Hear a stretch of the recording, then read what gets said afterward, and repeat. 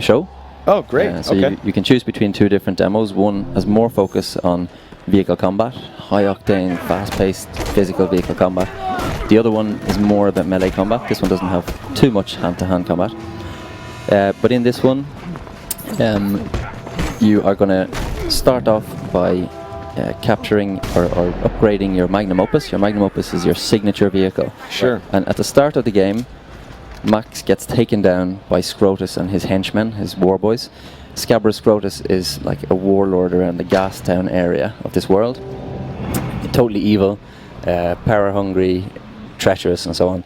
So he leaves Max for dead, strips him of his famous interceptor, which like the fans will be distraught to hear. Yeah, I'm distraught hearing that right now. There you go. So it's part of the story. Loses the interceptor, left for dead. Should really probably die, but he's Mad Max. He's Mad Max. Yeah, I mean, the ultimate survivor.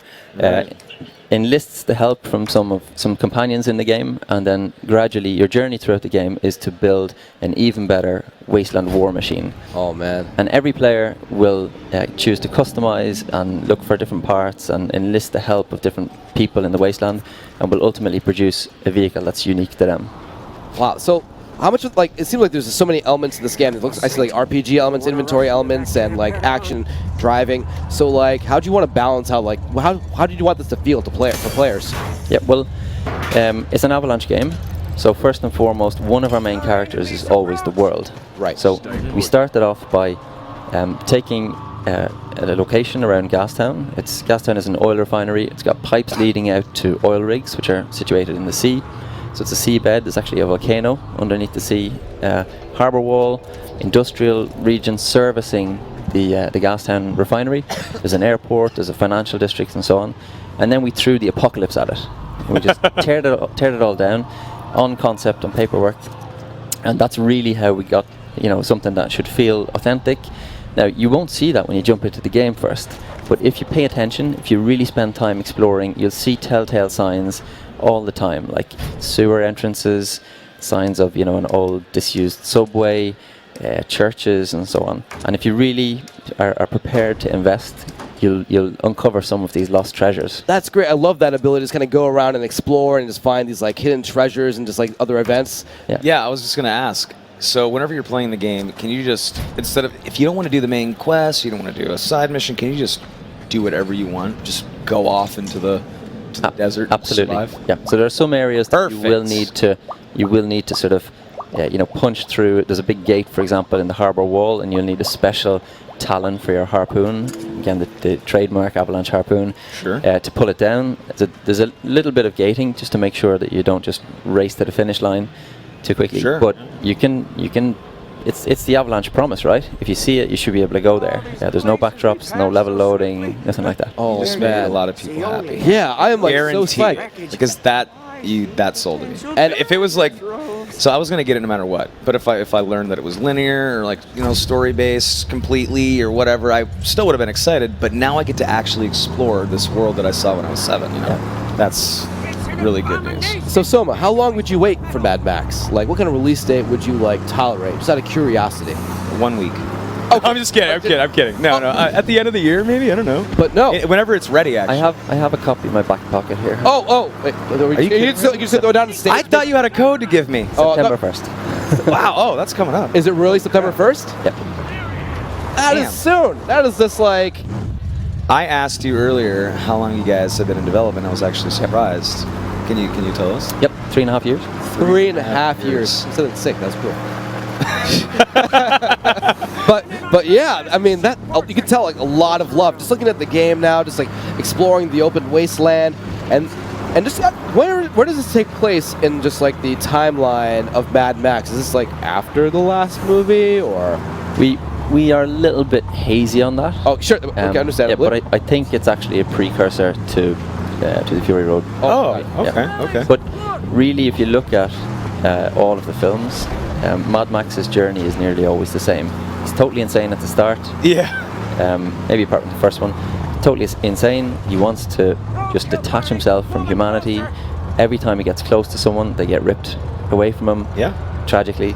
But in order to find peace, in order to escape, he always has to make friends with somebody or make some sort of partnership, and that ultimately always ends in tragedy, in even more tragedy, and you know, the whiplash back to teetering on insanity again. Just dashing tragedy, a little bit more tragedy. It's just You're right about Max. needs a little bit more tragedy. Let's tear away someone else that he loves.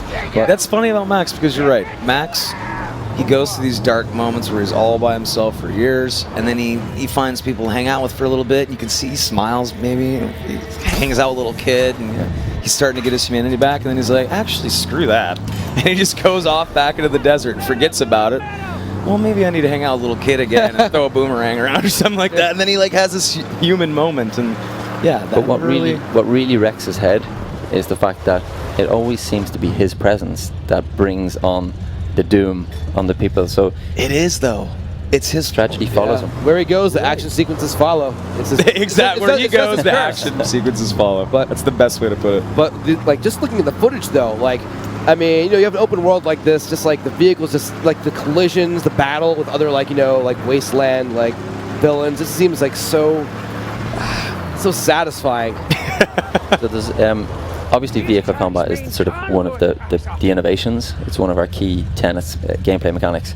But there's a whole bunch of weaponry that you can use when you're sitting in your magnum opus. You can customize it to look and feel. You know, you can add defenses against certain types of vehicles. You can upgrade the drivability and the stats. And you can't just max out everything, because that would give you an undrivable car. So you have to figure out, okay, well, what are these upgrades affecting? Do I have more traction? Do I have less power? Is the car too heavy because I put on a kick-ass ramming grille and so on? Wow. So you have to kind of decide, well, what vehicle do I want? Do I want a tank? It's just going to plow through everything. Do I want something that's nimble, can survive over, you know, rocky terrain and so on? And then there's a whole array of weaponry that you can use from within the magnum opus. In our demo today, we show you obviously Max's iconic shotgun. Right. But there's also he has a sniper rifle at the back. Chum Bucket, his black finger mechanic, who's in the back of the magnum opus there that you can see now. He helps him by firing a bunch of different weapons, like the harpoon. He also mans what we call the Thunderpoon, unfortunately, Chris. That is awesome. Oh, yes. The harpoon basically firing a thunderstick, a big incendiary explosive device. It's almost like a heat-seeking rocket launcher. You'll see... Thunderpoon? Yep. I love it. Hey, I got a question for you guys. So, if you guys were trying to survive in the apocalypse, what would be your weapon of choice? I'm throwing it out. I know it's left field. I just want to know. Curveball. I think it would probably be a bottle opener.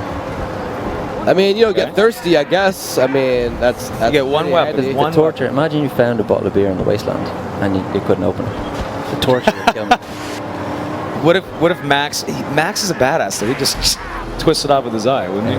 Yeah. I'd use a sock full of sand. That's what sock full of sand. Yeah, there's sand everywhere. You can always reload whenever you need. I was about to say something impractical like a tank. I never have enough fuel to actually like drive the thing around. And I think once I'm out, I'm done anyway. You're completely right. The reason why I asked that is I want to know what Max's weapons are in the game. Can you maybe lay out like maybe every single gun that's going to be? No, good call. Like maybe like a couple guns. No, he's right. We need all the weapons. I mean, it would be a great interview without it. Well, you got the sniper rifle. Obviously, his shotgun. You've also got the vehicle has this harpoon which can launch thundersticks. He can pick up any melee weapon that the enemies have, including thundersticks. Anything. They drop it, he can pick it up. Yeah, they drop it, he picks it up. I love that. He has shivs, small, like kind of wasteland crafted knives that he uses to